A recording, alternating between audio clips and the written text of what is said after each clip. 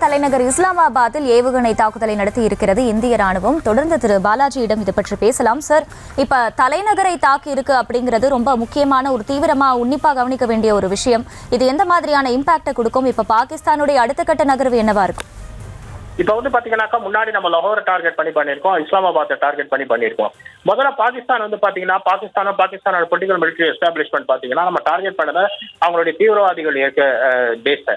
ஆனா இப்ப அவங்க எஸ்கலேட் பண்ணி அதை அக்செப்ட் பண்ணிக்காம அவங்க மிலிட்டரி இவங்களும் தீவிரவாதிகளுக்கு ஆதரவாகவும் மேலும் தூண்டுதலா இருக்கும்போது நம்மளுடைய நடவடிக்கை எப்படி இருக்கும்னா நம்ம இஸ்லாமாபாத்தை டார்கெட் பண்ணிருக்கோம் ஏவுகணையில வச்சு.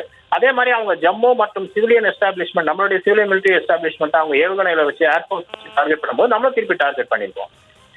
அவங்க அதை எஸ்கலேட் பண்ணி பண்ணும்போது நம்மளும் திருப்பி பண்ண வேண்டிய கட்டாயத்துல நம்ம ஈடுபட்டுருக்கோம். இப்போ எல்லை தாண்டி நம்ம தாக்குதல் நடத்திருக்கோம். இப்போ பாத்தீங்கன்னாக்கா நம்மளுடைய நேவியும் ஏர்போர்ஸும் கோஆர்டினேட் பண்ணி நம்ம டார்கெட் பண்ணும்படியா இருக்கும். அவங்க எந்த அளவுக்கு தாக்குதல் நடத்துறாங்களோ நம்மளும் அந்த அளவுக்கு தாக்குதல் நடத்த முடியும்.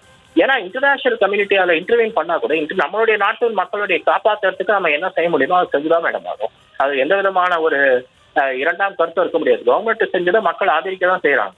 அது பாகிஸ்தானுடைய மக்களுக்கும் அவங்களுடைய பொலிட்டிக்கல் எஸ்டாப்ளிஷ்மெண்ட்க்கும் அது பாதகமா இருந்தா அதுக்கு நம்ம எதுவும் செய்ய முடியாது. சார், இப்ப வான்வழி தாக்குதல் ஒரு பக்கம் இருந்தாலுமே கூட எல்லையிலுமே இந்த முன்கள வீரர்கள்லாம் ரெடியா இருக்கணும்னு சொல்லிட்டு ராணுவம் தரப்புல ஒரு உத்தரவும் போயிருக்கு. இப்ப அந்த மாதிரி தரைவழி தாக்குதல் தீவிரமாகும் போது என்ன மாதிரியான இம்பாக்ட் எல்லாம் வரும்னு எதிர்பார்க்கலாம்? தரைவழி தாக்குதல் பாத்தீங்கன்னாக்கா அவங்க தரைவழி தாக்குதல் நடத்தும் போது நம்ம தரைவழி தாக்குதல் நடத்ததான் போறோம். ஏன்னா அவங்க ஷெட்டிங் பாத்தீங்கன்னாக்கா ஃபுல்லாவே அக்ராஸ் த பார்டர் ஜம்மு ஏரியால ஃபுல்லா அவங்க ஷேர் பண்ணியிருக்காங்க. இப்போ ஜம்முவே ஃபுல்லாவே பிளாக் அவுட் ஆயிருக்கு. இப்போ அந்த மாதிரி சிரமம் நம்மளுடைய ராணுவம் பாத்தீங்கன்னா அவங்க எல்லை தாண்டி அவங்களுடைய ஷெட்டிங் அதிகமாக இருக்கும்போது நம்மளும் எல்லை தாண்டி போகும்படியான சூழ்நிலையில் நடக்கலாம். ஏன்னா பாத்தீங்கன்னாக்கா அவங்க எந்த அளவுக்கு தாக்குதலை எதிர்க்கிறாங்களோ அதுக்கு தகுந்தபடி மடங்கு நம்மளுடைய தாக்குதல் இருக்குங்கிறதுல எந்த விதமான சந்தேகமும் இல்லை. இப்போ பாத்தீங்கன்னாக்கா ஏர்போர்ஸ் தான் நம்ம யூஸ் பண்ணிருக்கோம். இப்போ பாத்தீங்கன்னாக்கா ஏவுகணைகளை தான் யூஸ் பண்ணிருக்கோம். இப்போ பாத்தீங்கன்னா நெக்ஸ்ட் நம்ம ஏர்போர்ஸை யூஸ் பண்ணலாம். ஆர்மி இவங்க தாண்டி செல்லலாம். ஈவன் நேவி கூட நம்ம ஈஸ்டர்ன் ஃபிளீட் வெஸ்டர்ன் ஃபிளீட்டை இன்க்ரீஸ் பண்ணலாம். அவங்க அட்டாக் அவங்க எந்த அளவுக்கு அவங்க அட்டாக் இன்க்ரீஸ் பண்ணாங்களோ அந்த அளவுக்கு நம்மளால இன்க்ரீஸ் பண்ண முடியுங்கிறத காட்டிருக்காங்க. அதுல எந்த தவறும் கிடையாது. கவர்மெண்ட் சரியான இதுதான் செஞ்சிருக்காங்க. இந்திய ராணுவமும் சரியாதான். சார், இப்ப ஒரு பக்கம் பதிலடி கொடுக்கறதுன்னு இருந்தாலுமே கூட மற்றொரு புறம் பொதுமக்களின் பாதுகாப்பு அப்படிங்கிறது ரொம்ப முக்கியமான ஒரு விஷயம். இப்ப ஏற்கனவே நாடு முழுவதும் இருக்க விமான நிலையங்களுக்கு செல்ல தடை அப்படிங்கிற ஒரு நடவடிக்கையை எடுத்திருக்கு மத்திய அரசு. தொடர்ந்து என்னென்ன மாதிரியான பிரிகாஷனரி மெஷர்ஸ் தேவைப்படும் நினைக்கிறீங்க?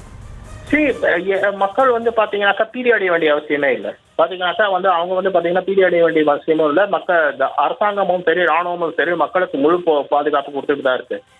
விமானங்கள் ஏன் செல்லவில்லை என்பதற்கு ஒரு காரணம் இருக்கு. விமானங்களே அவங்க டார்கெட் செய்யலாம், சரிங்களா? ஸோ அவங்க பாத்தீங்கன்னாக்கா அவங்களுடைய ஸ்டேட் நான் ஸ்டேட் ஆக்டர்ஸ் நம்மளுடைய விமானங்களை டார்கெட் செய்யலாம். அப்படி விமான பயணிகளை டார்கெட் செய்யக்கூடாதுங்கிறதுக்காக பின் நடவடிக்கையாக நம்ம விமானங்களை செய்யவில்லை.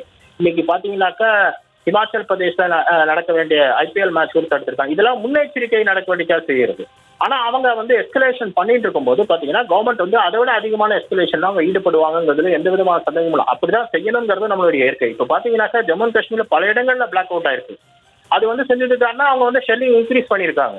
அவங்க நம்ம சிட்டிஸை டார்கெட் பண்ணியிருக்காங்க. அப்படி சிட்டிஸை டார்கெட் பண்ணும்போது பார்டர் ஸ்டேட்ஸை டார்கெட் பண்ணும்போது நம்மளும் அதை டார்கெட் பண்ணணுங்கிறதுல எந்த விதமான சந்தேகமும் இல்லை. அதுதான் அரசாங்கம் செய்ய வேண்டும். அதை சரியாக தான் செஞ்சிருக்கு.